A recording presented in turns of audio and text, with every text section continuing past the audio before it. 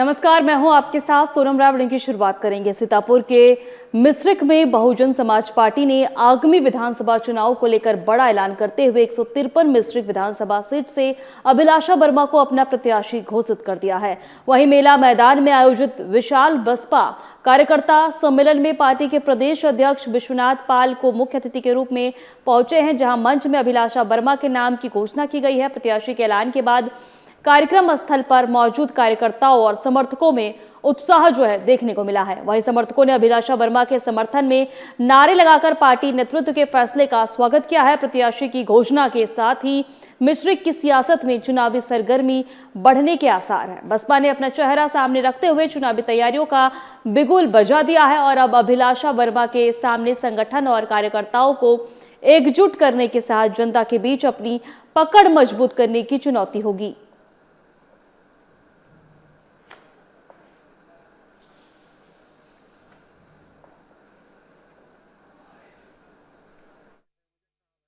उनका कार्यक्रम हुआ, 25 को फिर उनका कार्यक्रम लगा है और लगातार बहुजन समाज पार्टी अपने प्रत्याशियों को घोषित कर रही है।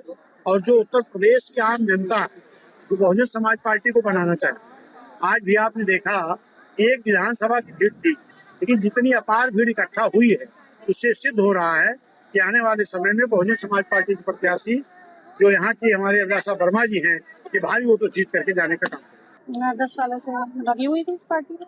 10 सालों से मैं लगी हुई हूँ, बिल्कुल लगातार यहाँ मैंने काम किया 10 सालों से। क्या क्या प्रमुखताएं रहेंगी जो आप चुनाव लड़ेंगे उसके? जी बिल्कुल, देखिए अब जैसे सामने तो वो हम लोग जैसे गांव में घूमे, वहाँ की जैसे हालात बहुत खराब। अब जब हम लोग सत्ता में आएंगे तो सबसे पहले हम गाँव के हालात सुधारेंगे, शिक्षा पे जोर देंगे, चिकित्सा पे जोर देंगे, बेरोजगारी पे जोर देंगे। और आप जहाँ आज खड़े हुए हैं मिश्रिक मेला मैदान, मैं ये भी कहूंगी कि अगर जनता मुझे अपना विधायक बना के यहाँ से लेके आती है तो मैं यहाँ का सौंदर्यीकरण इस मैदान का जरूर। जैसे कि बात कर ली जाए, कहीं ना कहीं आपकी विशाल कार्यकर्ता सम्मेलन हुआ, जिस तरीके से आपके पार्टी के सभी नेता कुर्सी बैठे। कुशीनगर से बीजेपी सांसद विजय दुबे को 2009 में गन्ना मूल्य भुगतान के मुद्दे पर धरना प्रदर्शन से जुड़े मामले में कोर्ट ने बरी कर दिया है। सांसद आज कोर्ट में पेश हुए हैं, जिसके बाद अदालत ने मामले में अपना फैसला सुनाते हुए उन्हें दोष मुक्त कर दिया। जानकारी के अनुसार गन्ना किसानों के भुगतान के मुद्दे को लेकर 2009 में विजय दुबे समेत कई लोगों ने धरना प्रदर्शन किया है। इस मामले में खड्डा और रामकोला थाने में मुकदमे दर्ज किए गए हैं, जिसमें सांसद विजय दुबे समेत करीब 30 लोगों को अभियुक्त बनाया गया था। वहीं मुकदमा वर्ष 2009 से पडरौना दीवानी कोर्ट में चल रहा था। लंबे समय तक चली कानूनी प्रक्रिया के बाद आज भी पेशी में कोर्ट ने सांसद विजय दुबे को मामले से बरी कर दिया है।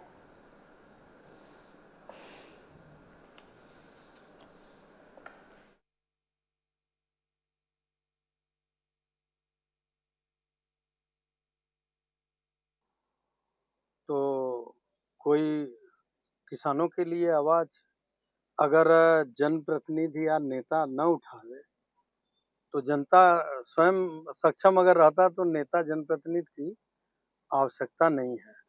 लेकिन किसान हित के लिए हम लोग आवाज उठाए थे और दुनिया के सबसे बड़े लोकतांत्रिक इस देश का सबसे बड़ा स्तंभ न्यायपालिका होता है। हम लोग को अपने न्यायपालिका पर भरोसा था, मुझे था, वरना इस केस में आप पता कर लें, ये दोनों किसान, गन्ना किसान, चूंकि गन्ना किसान इस जिले में बहुल हैं, गन्ने की खेती पर ही आश्रित होते हैं। पंजीकृत कराया गया, ये 23/11 को पंजीकृत हुआ खड्डा में और एक 25/11 को हुआ। इस केस में जो है ट्रायल हुआ है और एक में अभियोजन द्वारा जो है 8 साक्षियों को जो है परीक्षित कराया गया और एक केस में जो है 9 साक्षियों का परीक्षित कराया गया। सभी जो है साक्षियों का जो है प्रतिपरीक्षा किया गया और न्यायालय के सामने बहस किया गया और न्यायालय ने, आज माननीय न्यायालय ने सांसद जी को सभी साक्ष्यों का अध्ययन करते हुए और सभी साक्ष्यों को जो है परिसीमन करते हुए उन्होंने जो है कहीं से भी माननीय सांसद जी को दोषी नहीं पाया है। बासी कोतवाली में ईद मिलादुन्नबी पर्व को शांतिपूर्ण और सकुशल संपन्न कराने के उद्देश्य से शांति समिति की बैठक आयोजित की गई। बैठक की अध्यक्षता एसडीएम विश्वामित्र ने की। उन्होंने लोगों से पर्व को परंपरागत तरीके से मनाने और किसी भी नई परंपरा की शुरुआत नहीं करने की अपील की। एसडीएम ने कहा कि बांसी में सभी धर्मों के लोग आपसी सद्भाव और सहयोग के साथ त्यौहार मनाते हैं और इस परंपरा को कायम रखा जाना चाहिए। वहीं सीओ शुभेंद्र सिंह ने डीजे और झांकियों की ऊंचाई निर्धारित सीमा में रखने तथा जुलूस पर्व निर्धारित मार्ग से निकालने के निर्देश दिए। उन्होंने किसी भी समस्या की स्थिति में तत्काल पुलिस को सूचना देने की अपील की। वहीं कोतवाल मृत्युंजय पाठक ने कहा कि जुलूस निर्धारित समय पर निकाला जाए और सभी आवश्यक औपचारिकताएं समय से पूरी कर ली जाएं।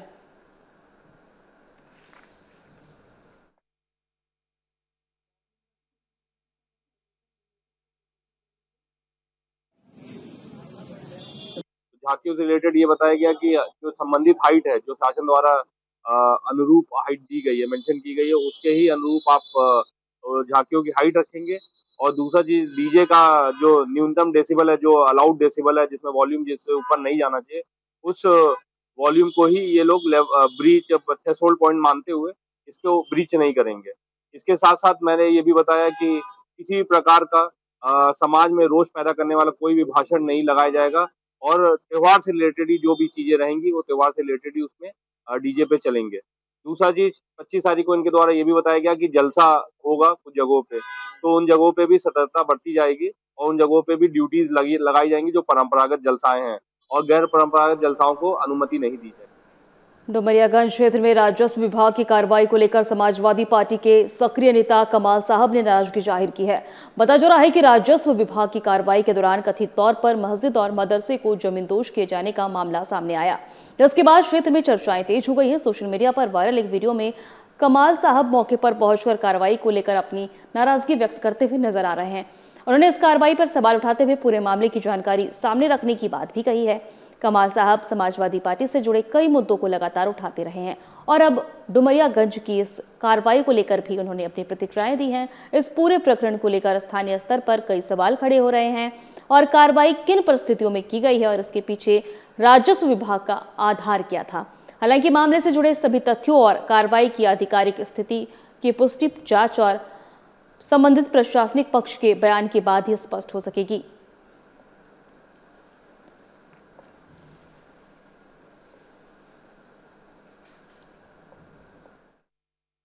पार्टी के सक्रिय नेता, समाजवादी पार्टी से जुड़े हुए तमाम मुद्दों पर उठाने वाले सक्रिय नेता, बांसी विधानसभा से बिलोंग करने वाले सक्रिय नेता जनाब कमाल साहब उपस्थित हैं। इनके एक वीडियो बहुत वायरल हो रही है कि डुमरियागंज में राजस्व की जो कार्रवाई हुई, मस्जिद और मदरसे को जमींदोज कर दिया गया, जिसपे ये बहुत नाराज दिखाई दे रहे हैं। उसी के संदर्भ में हम इनसे बात करेंगे। बहुत स्वागत है आपका। धन्यवाद। सर, हम आपसे जानना चाहते हैं कि आपको ये बात की जानकारी कैसे हुई कि डुमरियागंज में इस तरीके की कार्रवाई होनी है और आप अपने टीम के साथ, अपने दल बल के साथ वहां कैसे पहुंचे? कब इस बात की सूचना आपको? देखिए, हमको रात में लगभग 10:30 बजे जानकारी मिली है कि प्रशासन जो है मदरसा और मस्जिद को ध्वस्तीकरण करने जा रहा है। सूचना मिली, मैं तत्काल जो है अपने आवासी पे था, यहाँ से मैं मौके पे पहुंचा। वहाँ पूरी रात बैठ करके हम और हमारी समाजवादी पार्टी के जिला अध्यक्ष लालजी यादव जी, विधायिका सैयदा जी, विजय यादव जी, नौशाद मलिक जी, तमाम साथी समाजवादी पार्टी के लगातार हम लोग पूरी रात 10 बजे से लेकर के सुबह 6 बजे तक लगातार हम लोग संघर्ष करते रहे और बचाने का पूरा प्रयास करते रहे। पूरी रात पुलिस वालों ने प्रयास किया गिराने के लिए, लेकिन नहीं गिरा सके। सुबह के टाइम लखनऊ के भरतनगर में आदर्श व्यापारी एसोसिएशन की महत्वपूर्ण बैठक आयोजित हुई, जिसकी अध्यक्षता संगठन के प्रदेश अध्यक्ष राजेश सोनी ने की। बैठक में संगठन को मजबूत करने और व्यापारियों की समस्याओं को प्रमुखता से उठाने के लेकर चर्चा हुई। इस दौरान अंकित सोनी को आदर्श व्यापारी एसोसिएशन की भरतनगर इकाई का अध्यक्ष नियुक्त किया गया। नई जिम्मेदारी मिलने पर संगठन के पदाधिकारियों और क्षेत्रीय व्यापारियों ने अंकित सोनी को बधाई दी है और संगठन को मजबूत करने में सहयोग का भरोसा दिलाया। बैठक में व्यापारियों के हितों और स्थानीय समस्याओं के समाधान और संगठन के विस्तार को लेकर आपसी समन्वय के साथ काम करने पर जोर दिया गया।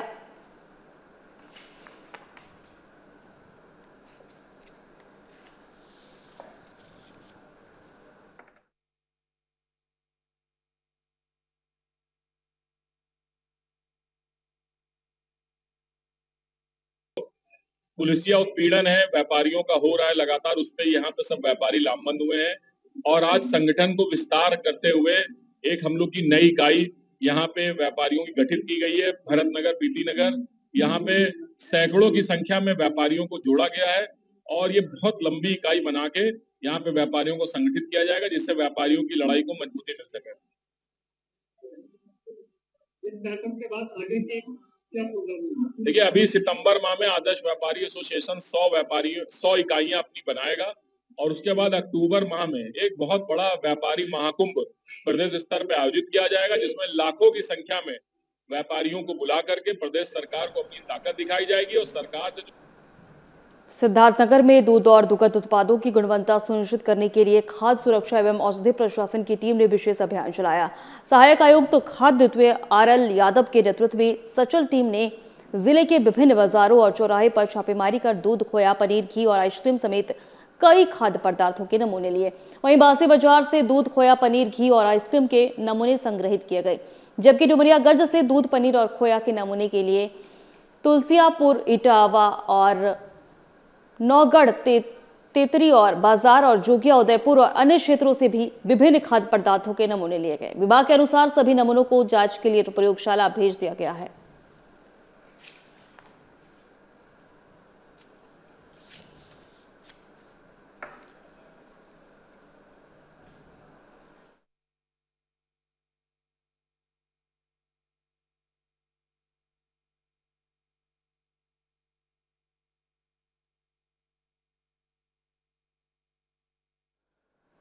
रायपुरा कला में राट महोबा हाईवे जाम करने वाले छात्रों की नाराजगी दूर करने के लिए जिलाधिकारी गजल भारद्वाज और पुलिस अधीक्षक शशांक सिंह स्वयं मौके पर पहुंचे। अधिकारियों ने गांव के प्राथमिक विद्यालय के छात्र छात्राओं से माहौल में संवाद किया। वहीं जिलाधिकारी ने एक एक कर सभी छात्राओं की समस्या और मांगों को गंभीरता से सुना तथा संबंधित विभागीय अधिकारियों को उनके समाधान के लिए जल्द आवश्यक कार्रवाई करने के निर्देश दिए। इस दौरान जिलाधिकारी ने छात्रों को समझाया कि अपनी समस्याओं के समाधान के लिए हाईवे जाम करने जैसे कदम उठाने के बजाय पहले प्रशासन को अपनी समस्याओं से अवगत कराया जाए ताकि समय रहते उनका समाधान कराया जा सके। जिलाधिकारी के इस पहल से छात्रों और ग्रामीणों में सकारात्मक माहौल देखने को मिल रहा है। छात्रों ने जिलाधिकारी द्वारा उनकी समस्याएं सुनने और कार्रवाई का भरोसा देने की सराहना की है। मौके पर मौजूद लोगों ने भी तालियां बजाकर जिलाधिकारी का स्वागत किया है।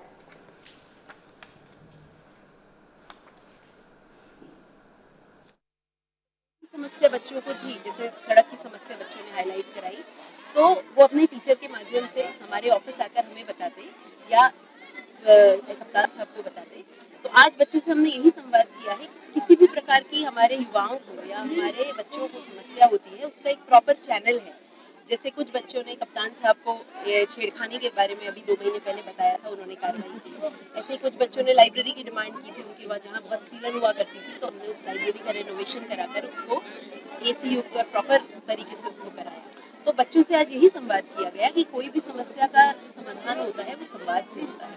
तो कोई भी किसी भी बच्चे को पढ़ाई से या खेलकूद से रिलेटेड समस्या है तो हमारे ऑफिस कप्तान साहब के ऑफिस आकर वो बच्चा या बच्ची बता सकती है और उस पर बांदा में 2 छात्रों की संदिग्ध फूड पॉइजनिंग से मौत के बाद खाद्य एवं रसद विभाग ने कार्रवाई तेज कर दी है। शहर कोतवाली क्षेत्र के झील का पूर्वा स्थित BL आवासीय विद्यालय में 2 दिन पहले 2 छात्रों की मौत का मामला सामने आया था। इसके बाद खाद्य विभाग की टीम ने शहर के ठेलों, झोपड़पट्टियों और चलती फिरती मोमोज, चाट, बर्गर व फिंगर फूड की दुकानों पर छापेमारी की है। वही टीम ने दुकानों से खाद्य सामग्री के नमूने लेकर जांच के लिए भेज दिए हैं। साथ ही दुकानदारों को साफ सफाई बनाए रखने और खाद्य पदार्थों के किसी भी हानिकारक या असुरक्षित रसायन का इस्तेमाल करने के निर्देश नहीं करने को कहा है। वही छात्रों की मौत का कारण प्रथम दृष्टया से फूड पॉइजनिंग बताया जा रहा है। हालांकि मौत की वास्तविक वजह जांच रिपोर्ट के बाद स्पष्ट होगी। घटना के बाद जिला प्रशासन और संबंधित विभाग खाद्य सुरक्षा को लेकर सतर्क नजर आ रहा है।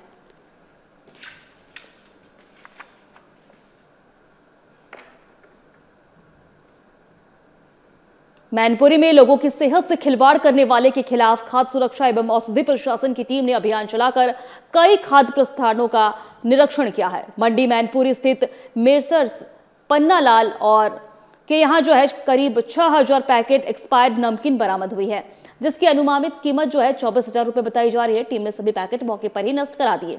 गोदाम में साफ सफाई की व्यवस्था भी संतोषजनक नहीं मिली, जिस पर संचालक को खाद्य सुरक्षा एवं मानक अधिनियम की धारा 32 के तहत सुधार नोटिस जारी किया जा रहा है। इसके बाद स्टेशन रोड स्थित Gupta burger and momos point से रंगीन चटनी का नमूना जांच के लिए लिया गया, जबकि करीब 10 किलो खराब चटनी नष्ट कराई गई। वहीं अधिकारियों ने कारोबारियों को साफ सफाई और एक्सपायरी डेट, गुणवत्ता और सुरक्षित भंडारण का खास ध्यान रखने की हिदायत दी है।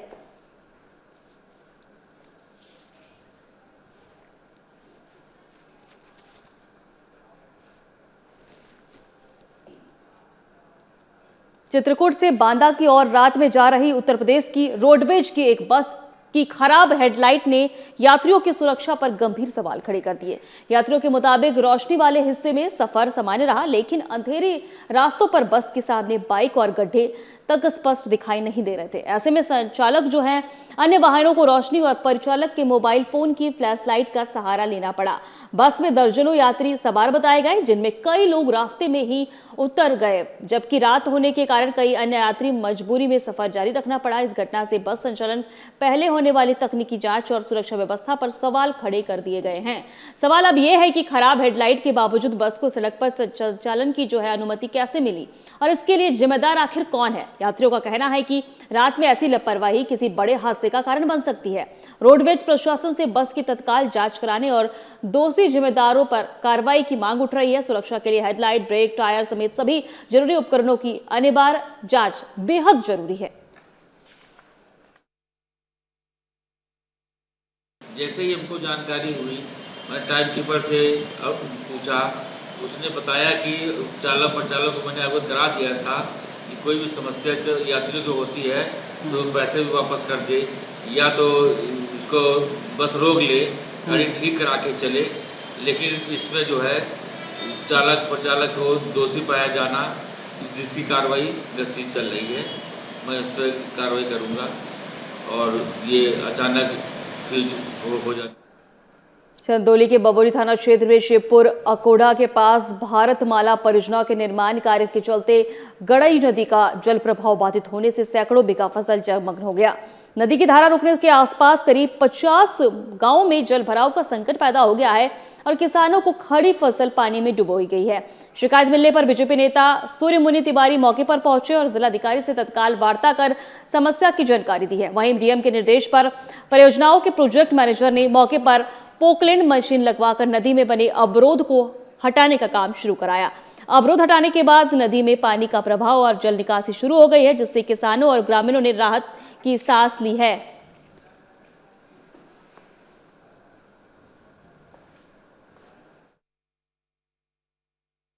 भारतमाला परियोजना यहाँ पे चल रही है।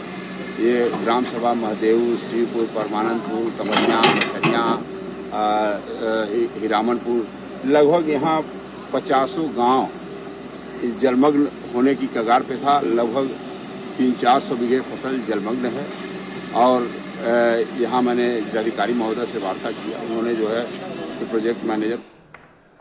चलिए खबरों में आगे बढ़ेंगे। मैनपुरी के जिला महिला चिकित्सालय एनएसयू में कर्मचारियों की लापरवाही से नवजात बच्चों की अदला बदली का मामला सामने आया। इसके बाद जो है अस्पताल प्रशासन ने हड़कंप मच गया है। वहीं घटना जो है 17 अगस्त की बताई जा रही है। जानकारी के अनुसार एनएसयू में भर्ती बच्चों के परिजनों की आवाज देने के दौरान कर्मचारियों ने दोनों नवजात बदल गए हैं। वहीं मामले सामने आते ही अफरा तफरी मच गई, जिसके बाद दोनों बच्चों के परिजनों को उनकी पहचान कराकर अपने अपने बच्चों को सौंप दिया गया है। हालांकि अस्पताल प्रशासन के अनुसार किसी भी परिजन ने मामले को लेकर लिखित शिकायत नहीं दी है। इसके बावजूद प्रभारी मुख्य चिकित्सा अधीक्षक अरुण कुमार ने घटना को गंभीर लापरवाही मानते हुए जांच कमेटी गठित कर दी है। वहीं जांच अधिकारियों को संबंधित कर्मचारियों को बुलाकर उनका पक्ष दर्ज करने और पूरे प्रकरण की संयुक्त जांच कर 2 दिन के भीतर रिपोर्ट सौंपने का निर्देश दिया है।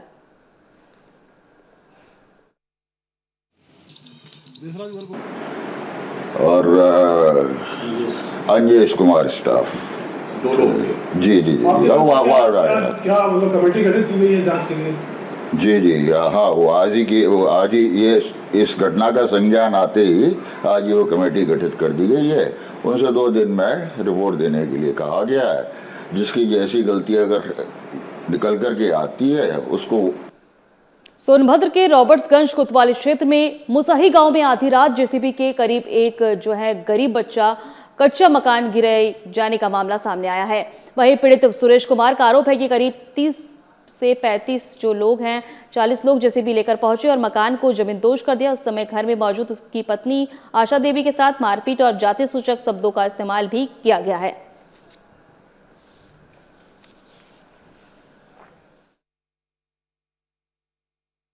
घर भी नहीं है, वो तो उसका घर ही नहीं है। वो जो बता रही है वो उसका घर नहीं है।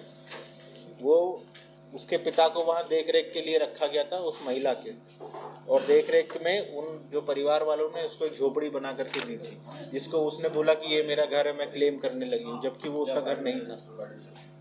जब इसमें जांच की गई राजस्व द्वारा भी, तो उन्होंने बताया कि नहीं ऐसा थोड़ी कोई रहता नहीं। आपको मैं घर दे दूंगा एक रहने के लिए कि थोड़े दिन रह लो, मेरी देख रेख कर रहे हो, फिर तुम उसमें बोलो ये तो मेरा ही घर है सर, मैं क्यों खाली। कोतवाली क्षेत्र में आता रावसन कोतवाली क्षेत्र में। ये बताइए जो बगल में जो आपके मकान गिराया गया है, ये आपके क्या लगते हैं? ये मेरे चाचा लगते हैं। अच्छा, सगे चाचा? जी हाँ। तो क्यों गिरा दिया, कौन गिरा दिया? ये हुई सौरभ मौर्य और रामलला के लड़के। क्यों गिरा दिया, क्या जानकारी है उसको लेके? घटना से 4-6 दिन पहले भी बराबर मेरे यहाँ आते थे लोग जी, मेरे दुकान पर बैठ करके वही तमाम तरह की बातें करते थे कि इसको गिराना है, जो है कि हटाना। कुशीनगर के कप्तानगंज थाना क्षेत्र में मठिया गांव में रास्ते को लेकर दो पक्षों के बीच विवाद हिंसक हो गया। देखते ही देखते दोनों पक्षों में जमकर मारपीट शुरू हो गई, जिससे कई लोगों के घायल होने की जानकारी सामने आई है। बताया जा रहा है कि रास्ते को लेकर दोनों पक्षों के बीच पहले कहासुनी हुई, जिसके बाद मामला मारपीट तक पहुंच गया।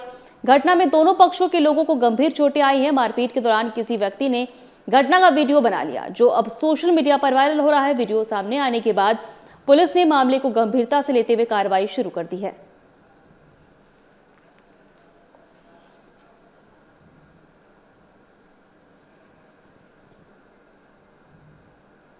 आगरा के थाना हरि पर्वत क्षेत्र स्थित श्री टॉकीज में फिल्म देखने पहुंचे युवकों के साथ मारपीट का मामला सामने आया। पीड़ित युवक जो है अनुसार फिल्म देखने के दौरान कैंटीन कर्मचारियों के साथ किसी बात को लेकर विवाद हुआ, जिसके बाद मामला मारपीट तक पहुंच गया। पीड़ित पक्ष ने कैंटीन कर्मचारियों के साथ कुछ अज्ञात युवकों पर भी मारपीट करने का आरोप लगाया है।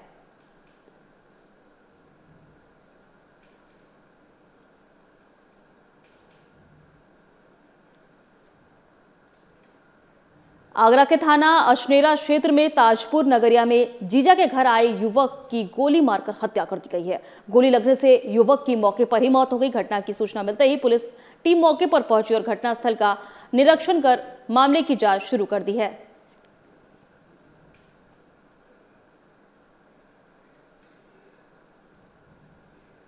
सोनभद्र के बीजपुर थाना क्षेत्र में सिरसोती गांव से मामला सामने आया, जहां पानी में अज्ञात शव मिलने से इलाके में हड़कंप मच गया है। बताया जा रहा है कि कुछ ग्रामीण जो है जलाशय के किनारे लकड़ियां छानने गए थे, तभी उनकी नजर शव पर पड़ी। शव को देखते ही ग्रामीणों ने पुलिस को सूचना दी। वहीं सूचना मिलते ही पुलिस ने शव को कब्जे में लेकर पोस्टमार्टम के लिए भेज दिया है।